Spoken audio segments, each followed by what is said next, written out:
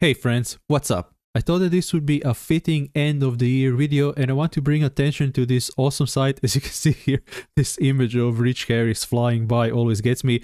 So I wanted to try out Advent of Svelte to sharpen your Svelte and JavaScript skills. So if you aren't familiar with the Advent challenges, you have a bunch of them. So for example, you have the main one, Advent of Code, which probably has some of the hardest challenges if you want to challenge yourself. So you can use any language right here. And then there's also Advent of TypeScript if you want to challenge your TypeScript skills. So I'm going to put all of these links in the description if you want to check it out. But in this case, let's talk about Advent of Svelte, which is really beautifully made and the challenges are so wonderful. So if you look at the first challenge, Naughty or Nice, you're going to first get this description. You're going to get the data you need. Sometimes if there's an API endpoint, it's also going to be included. And you don't even need an editor. You can open the example in Svelte Lab, which is really a wonderful development environment for Svelte and SvelteKit. If you just want to do this on your laptop or phone, whatever, right? You can do this very easily using Svelte Lab. And of course, you can share your solution on Discord, but more awesome, you can use Discord to learn a bunch.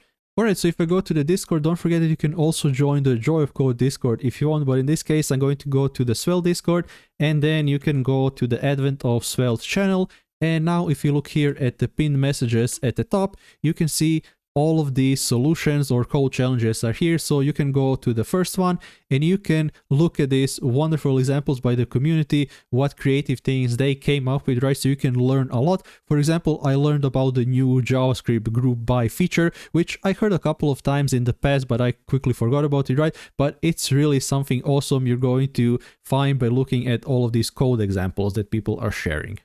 And of course, feel free to share your own solution. And there's a bunch of cool things in here. So for example, snowflake silhouettes.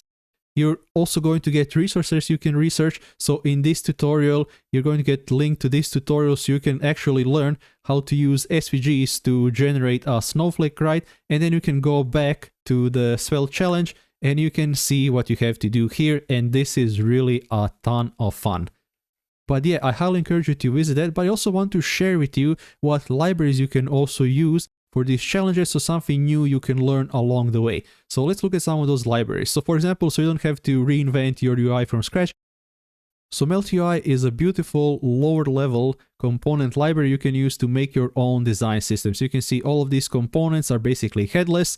So there are some styles, of course, if you're using Tailwind, right? But you don't even have to use Tailwind when it comes to Melt UI. But if you are using Tailwind, there is something like ShadCN or Svelte. So you can look at all of these beautiful components here. If you look at things like forms or authentication, here is this music example, playgrounds, you can look how all of these components here come out great. And then you can try some other things like Svelte UX, which is also Tailwind based. So you get these components like avatar, button, and etc. But you also get some awesome things like, let me just see, you have models, state, and etc.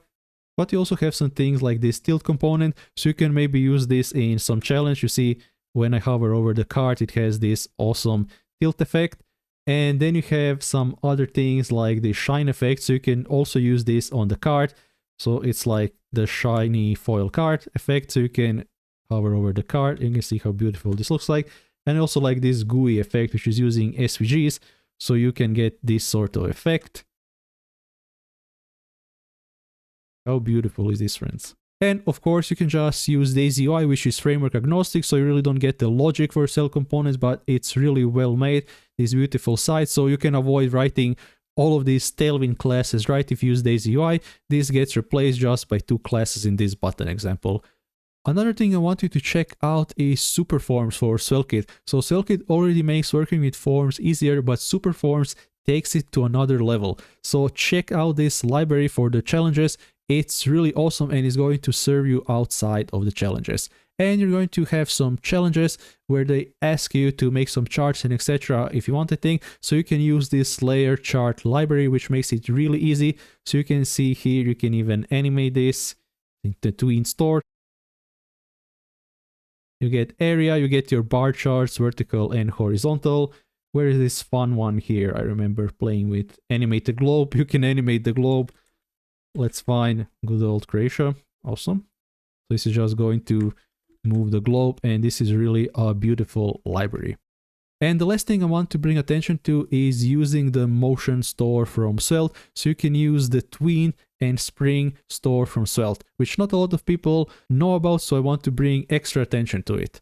So you can use these simple but powerful animations to polish up your code challenges. So if I solve this example, you can see here, actually let me just reset it, so you can see here first, this is just whatever, but then you can interpolate the values so you can get this smooth animation. And then if you don't want to use the Tween store, you can use Spring Physics. So again, this ball is just regular boring, but if you use Spring Physics, you can make this a lot more interesting. Alright friends, and that's basically it. This has been not only a great year for Svelte and SvelteKit, but also for the channel. We're close to 20k subscribers and I had a blast making every video you see here. And I look forward to making more in the next year.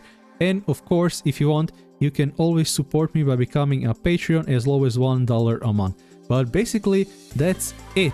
Don't forget to like and subscribe, and I wish you a Merry Christmas or whatever you're celebrating, and I also wish you a Happy New Year. Alright friends, that's going to be it for me, so thank you for watching and catch you in the next one. Peace!